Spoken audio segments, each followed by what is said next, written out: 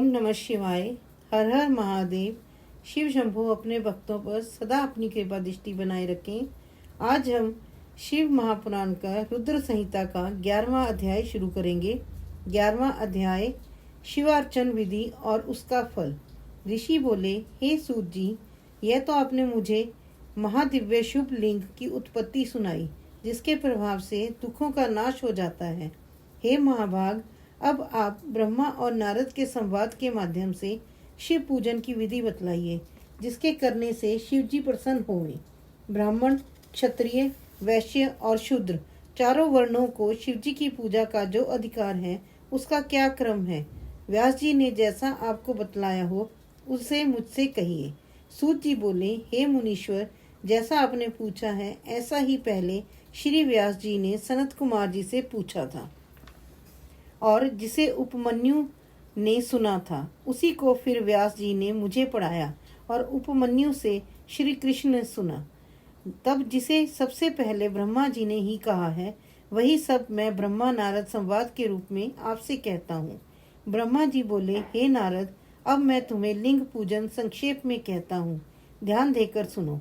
यदि विस्तार से कहूँ तो सैकड़ों वर्षों में भी संपूर्ण नहीं होगा। शिवजी की पूजा परम भक्ति से करनी चाहिए।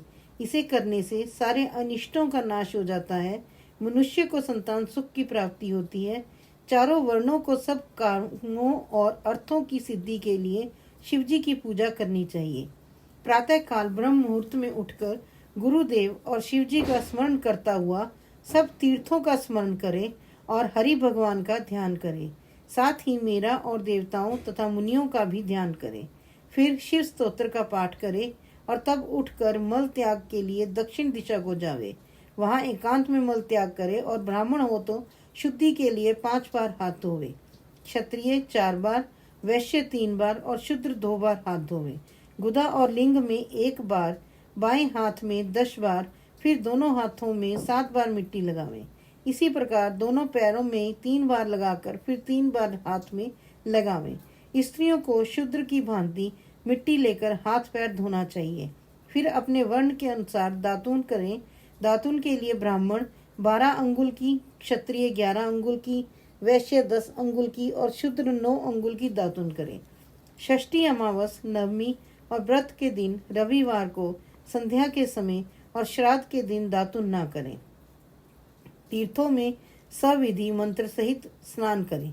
फिर एकांत और उत्तम स्थान में संध्या करें। फिर सविधि शिवजी को पूजें, परंतु पहले गणेश जी का पूजन कर लेवें। तदनंतर आसन पर बैठकर शिवजी की स्थापना करें। 3 बार आचमन कर 3 प्राणायाम करें, जिसमें मध्य में त्र्यंबक शिवजी का ध्यान करें, जिसमें 5 मुख, 10 भुजाएं, सब भूषणों से युक्त और जो बागंबर ओढ़े हुए हैं। शिवजी की पूजा से मनुष्य अपने को पवित्र बना लेवे। फिर प्रणव मंत्र अर्थात ओंकार से ही षड संन्यास पर षड अंगन्यास कर शिवजी की पूजा आरंभ करे, जिसकी और बहुत सी विधियां गुरुदेव से प्राप्त कर लेवें। फिर शिवजी पर सहस्त्र जल धारा वेद मंत्रों द्वारा चढ़ावें। फिर शिवजी के ऊपर चंदन और पुष्प आदि चढ़ावें और प्रणव पूर्वक उनके आगे सुगंधि की सामग्री देवें। फिर नाना प्रकार के वेद मंत्रों से उनकी स्तुति करता हुआ उन्हें नमस्कार करें। फिर अर्घ देकर शिवजी के चरणों में पुष्प बिखेर देवे। फिर देवेश को प्रणाम कर आत्मा से शिवजी की आराधना करें।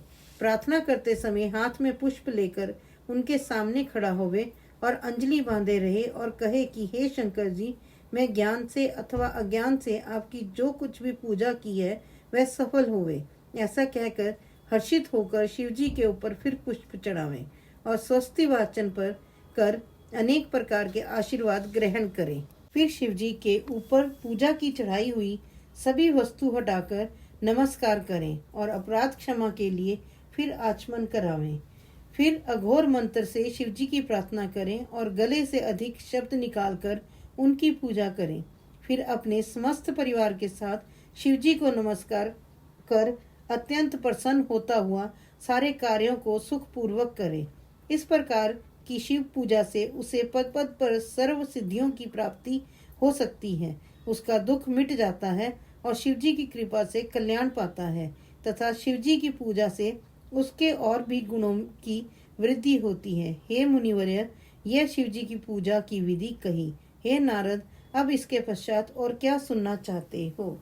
हर हर महादेव। ओम नमः शिवाय। शिव शंभू की जय, शिव शक्ति की जय। जय श्री राधे, जय श्री राधे।